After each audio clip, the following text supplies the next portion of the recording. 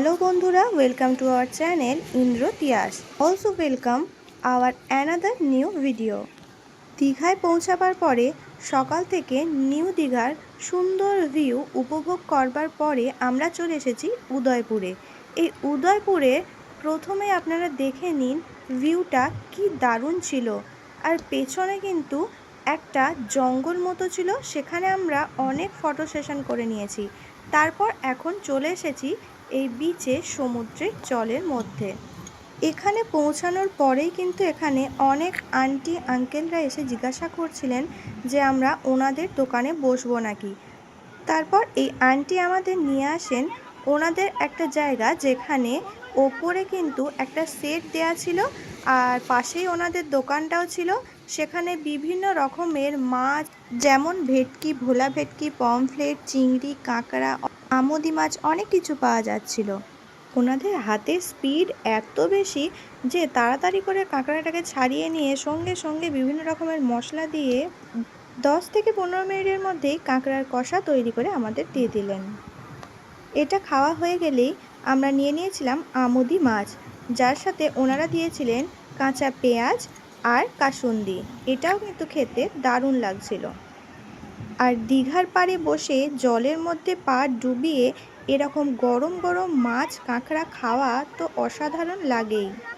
অন্যদিকে আমার মা বাবা আর ভাগনা ভাগ্নি কিন্তু চলে গেছে সমুদ্রের জলের মধ্যে, নিয়ে লাফাঝাপি আরম্ভ করে দিয়েছে। আমরাও এখানে দুজনে একটু ভিডিও করে নিলাম।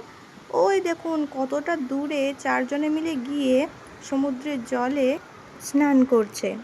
আর ছোট্ট ভাগনার তো আনন্দেরই শেষ নেই। জল দেখে বাচ্চারা অনেকে ভয় পায়, ও জল থেকে উঠতেই চাইছে না। ও একা একাই আরও দূরে চলে যাচ্ছে, নিয়ে জলটা নিয়ে খেলছে, আনন্দ পাচ্ছে। আর এই বালিগুলোর মধ্যে ছোট্ট ছোট্ট কাঁকড়াগুলো খালি বালি থেকে বেরিয়ে আসছে আর ঢুকে যাচ্ছে। তার মধ্যে আমরাও কয়েকটা এভাবে রিলস করে নিলাম। এত রোদ যে সানগ্লাস পরে কিছু দেখাই যাচ্ছে না। তার মধ্যে ভাগনা এই গাড়িটাকে দেখে এই গাড়িটার মধ্যে চড়ে একটু এই সমুদ্রের পাড়ে এখান থেকে ওখান ঘুরে চলে এলো। আর এদিকে দিদাটার কাছে ইন্দ্র, জামাইবাবু আর ভাগ্নি মিলে এই বলটা কিনে নিল সমুদ্রের জলে খেলবে বলে। আর এদিকটাতে মা, বাবা, দিদি সবাই বসেছিল। এবার আবারও আমরা এই সমুদ্রের জলের মধ্যে চলে এলাম। জলটাও কিন্তু বেশ ভালোই ছিল। তারপরে একটু এভাবে কায়দা করে কয়েকটা রিলসও করে নিলাম আমরা। তারপর খানিকক্ষণ বলটা নিয়ে খেলছিলামও, কিন্তু এতটা জোরেই হাওয়া দিচ্ছিল যে বলটা একজনের থেকে আরেকজনের কাছে কিছুতেই আসতে চাইছিল না। তারপর তো এমন আমি বল মারলাম, তারপরে ইন্দ্রর চশমাটা গেল হারিয়ে। তারপর খোঁজাখুঁজির পরে অবশেষে পাওয়া গেল। খানিকক্ষণ বাদে আমরা কয়েকটা পোজ দিয়ে ছবিও তুলে নিলাম। এই ছবিগুলো কিন্তু আমাদের জামাইবাবু তুলে দিয়েছিলেন। তারপর আবার আমার হিরো একটা পোজ দিয়ে ছবি তুলে নিল।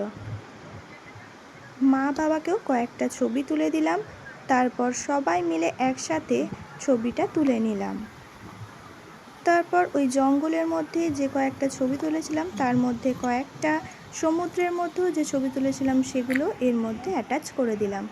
ভালো লাগলে প্লিজ লাইক, কমেন্ট, শেয়ার করে দেবেন আর চ্যানেলটা সাবস্ক্রাইব করতে ভুলবেন না কিন্তু। Thank you.